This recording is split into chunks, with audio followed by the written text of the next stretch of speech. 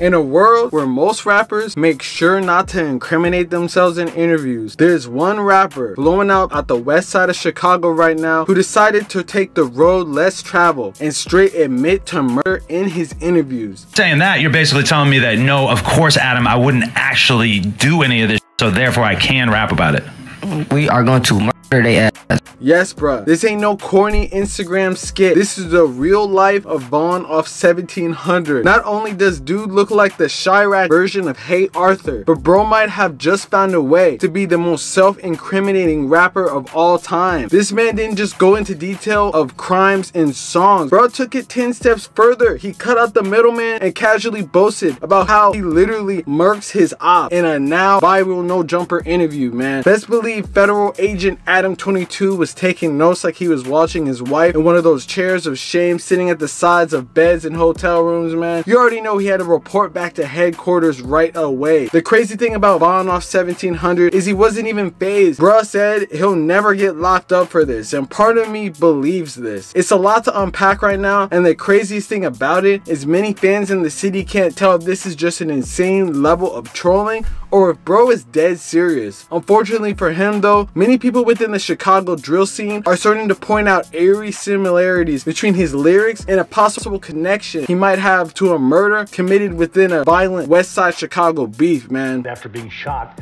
at a gas station in the city's Austin neighborhood this afternoon. Today, we gotta talk about the West Side legend Vonoff1700 and the alleged bodies that might possibly make him a household name, along with the crazy beef that led to them right now. Many fans are pointing out two different scenarios that they swear he took part in, and in fact, he even himself said that he took part in, but in reality, you know, you can't just trust what everyone says off the internet, man, because not everything regarding his involvement is even adding up. So today, we gotta get into this right now and see once and for all if Vonoff1700 is really the serial crash dummy he portrays, or if he is just a Charles Manson level of trolling, man. Before we do though, I'm gonna need you to run something for me, man. Like, comment, subscribe. We're on the road to 100k subs, man. We're trying to get to that by the end of this year. I don't care about any of this other stuff, man. Make sure y'all hit that notification bell so whenever I post, y'all tapped in right away, man. So let's get into this right now. Chapter 1, War on the West Side.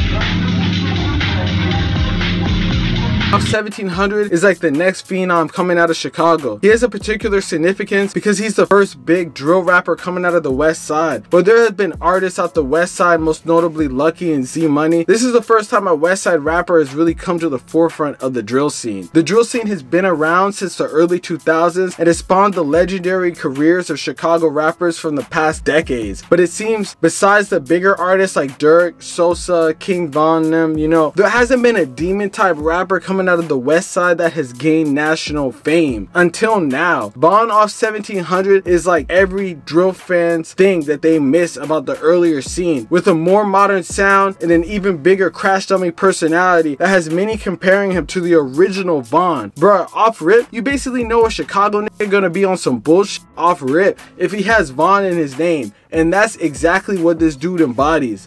With Vonoff1700 hailing out the Austin neighborhood of the West Side of Chicago, there's a lot of history among the gangs within that area that have spawned a large amount of violence for generations that last even today. While many Chicago drill stands only think of Chicago as BDs and GDs, most gangs within this area are gangs such as Vice Lord Nation, the second largest gang in Chicago, number-wise.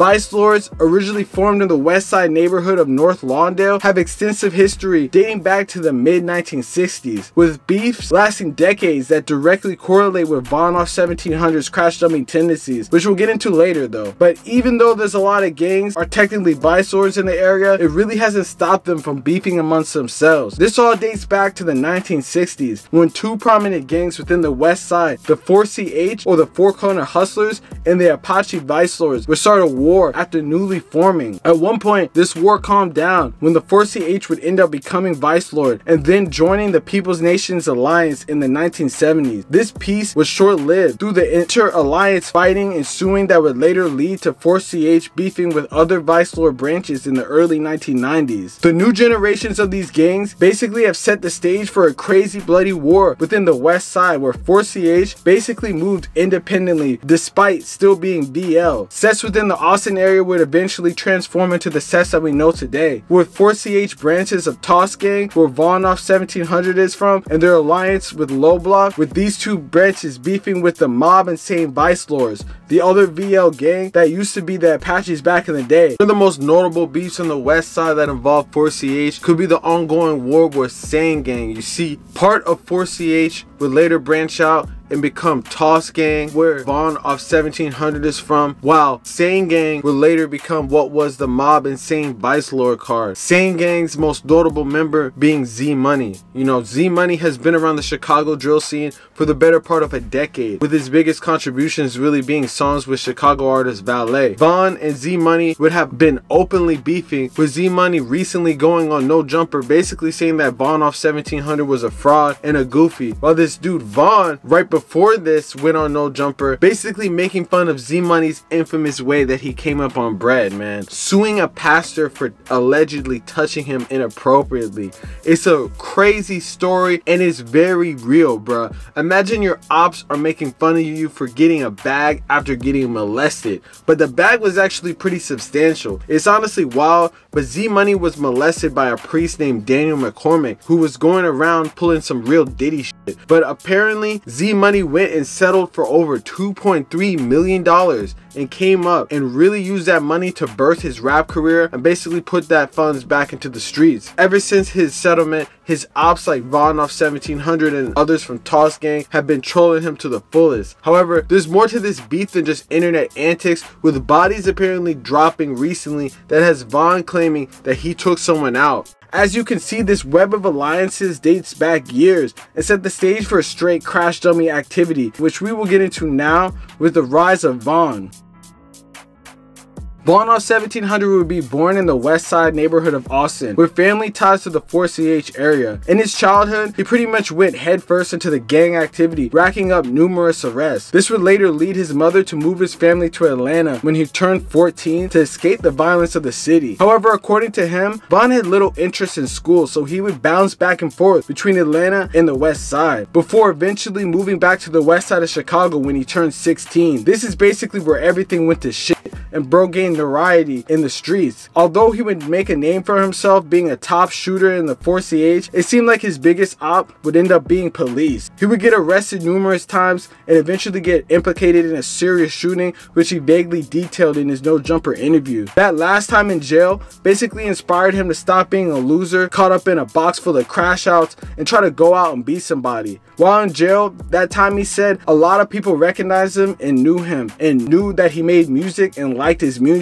which gave him inspiration to take it seriously when he got out. He eventually got out and went on a run for the ages, dropping hits that would catch the attention of avid drill fans. However, but just as his clout was reaching its peak, it seems like the incidents from his neighborhood would gain the attention of avid fans looking to implicate him as a way of proving that he really be rapping about drilling people, which we'll get into right now, a shooting in Austin. A high-profile brazen shooting at an Austin gas station will later gain the attention of Vonoff1700 fans when they would piece together lyrics from his song Flame Out together and see there was some type of connection. We'll get into it right now. So on Thursday, March 16, 2023, police responded to a gas station on the 300 block of South Cicero Avenue in Austin. When they arrived, they found a man who had just been shot in the chest and killed. Apparently, this man was Anton Juan Smith. Anton, or Ant as he was known, was an apparent member of Sane Gang, a faction of Mob Insane Vice Lords. There's no footage of the shooting, despite people saying that there is, and on top of this, there have been many rumors connecting Vonoff1700 to an almost identical shooting that was caught on camera. A small memorial left by Anton Benoit's family remains on the sidewalk outside the Shell gas station where the 31-year-old was killed a few days ago. Apparently was pulled up at pump number 1 when the men opened fire around 4:10 on a Wednesday afternoon. While people say the shooter looks exactly like Vonoff1700, I'm not convinced. On August 7, 2023, an almost identical situation to the previous Anton Smith situation played out, but this time in broad daylight at a Chatham gas station in the south side of Chicago. At around 4 p.m., Antoine Juan Bennett pulled up to the gas number 1 to fill his gas tank when all of a sudden a black tinted Dodge Durango pulled up and a group of 4 men pulled up and sprayed him. No Diddy. Surveillance video from several different angles captured Benoit's brazen killers, and it was straight in 4K. I'm gonna put the footage in my Patreon link maybe if you want to see it. But in the footage, people were trying to make out Vonoff1700 as one of the shooters based off this picture and a picture of a dude shooting looking similar. I'm not gonna lie, I'm gonna just say off rip that this is highly unlikely. Just as Vonoff1700 has been adamant and pretty open about doing drills, one thing that this dude has always made sure to say is he has no problem with anyone in the South, which is the neighborhood area that shooting occurred. And it doesn't even make sense that he would. Chatham is like a substantial like 30 minutes away from the west side of Chicago. So why would dude take his time out of his day when he already has a whole other beef going on in his city close by? I really think that these bootleg crime detectives on YouTube fans are really just getting both of these situations either confused or trying to combine the two to make it look like bro just is a demon. In reality, there's probably 1,000 people right now in Chicago rocking a shiesty with their Glocks out on everything. Not to mention the only reason why people feel that Vaughn has a connection to the first is just because he put Rip Ant in the dude's bio, basically taunting the same name as the dude that got murked. So obviously there's a little bit more connection to the first situation, and bro be adamantly saying that he goes out and does drills. So if you put 1 and 2 together, I mean, it has people thinking that. But personally, I do not really think that this dude really be doing that, because that would be pretty insane, you know, to really just go about it. Like bro just got signed to Sony, you know, he just came up on a bag. He could just be a mastermind troller that straight just knows that he could troll people all together if he's able to just make them think that he's actually a killer. You know, at the end of the day, that's all you really need. You don't really need to actually be doing it. But at the end of the day, that first situation is a little bit sticky. I'm not gonna lie. Just because it's in the same neighborhood as him, bro has the RIP in the bio. Could be someone else, you know. But that is what people were pointing at also. That was his work. Altogether, we might not really know. I mean, he would have to be a special type of crash out to really mention it so deeply in songs like how he does, and to really actually be doing the stuff that he does. You know, I wouldn't put it past him. But at the end of the day, that would just be straight insanity to go about doing that, man. But hey, let me know in the comments what y'all think about that situation. Do you think that someone would actually go on a drill and then talk about it on wax? Or do you think that this is just a way to try to make a bag, and he realized that he needs to make this money and needs to embody the drill personality? Or do you think that it's just the labels trying to do a basically psyop situation to get people to crash out, man? I think it's the number 3 option. I'm not gonna lie, because why on earth would you sign someone that is a serial killer? You know, they didn't do their research or something like that. But at the end of the day, you know that when you're getting someone from Chicago, it's probably gonna be someone with the switch, someone that's gonna be in jail. I'm sure these labels be putting some type of insurance policy on these people, or putting a life insurance policy on them, or basically betting against them, because how on earth are they gonna blow up or anything when you know they're gonna crash out? So, you know, it's just unlikely to me that he really did this. But hey, let me know in the comments what y'all think, man. Real say shit. You already know what's going on. Like, comment, subscribe. Yes sir, gang. Peace.